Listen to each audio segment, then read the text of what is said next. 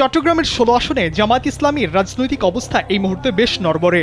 এদিকে জোট থেকে বেরিয়ে গিয়ে ইসলামী আন্দোলন বাংলাদেশ প্রায় প্রতিটি আসনে প্রার্থী দিয়েছে। জোট এবং এতে ভাঙনের কারণে চাপে পড়েছে এই দল। এই বিবেচনায় ভালো অবস্থানে বিএনপি। সব আসনে নিজস্ব প্রার্থী, তবে বিপত্তি সৃষ্টি করেছে ২ আসনে ৩ বিদ্রোহী প্রার্থী। তথ্যমতে চট্টগ্রাম থেকে ১১১ প্রার্থী চূড়ান্ত ভোট যুদ্ধে অবতীর্ণ হচ্ছেন। এর মধ্যে স্বতন্ত্র প্রার্থী আছেন ১০ জন। রিটার্নিং কর্মকর্তার কার্যালয় থেকে প্রাপ্ত তথ্যমতে চট্টগ্রামের ১৬ আসনের মধ্যে জোটের কারণে জামাত ইসলাম ৩ আসনে ছাড় দিচ্ছেন শরিকদের। অন্যদিকে ১৬টি আসনে ইসলামী আন্দোলনের প্রার্থীরাও ভোটের মাঠে সরব রয়েছেন।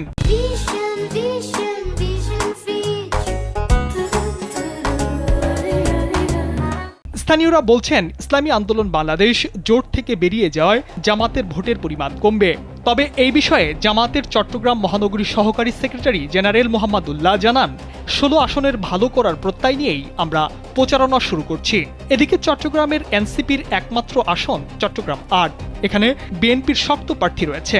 জোটের কারণে আসনটি ছেড়ে দিয়েছে জামাত। এই কারণে ভোটের দৃশ্যপটে নেই জামাত প্রার্থী ডাক্তার মোহাম্মদ আবু নাসের। এই আসন নিয়ে উভয় দলের মধ্যে টানাপোড়েন রয়েছে।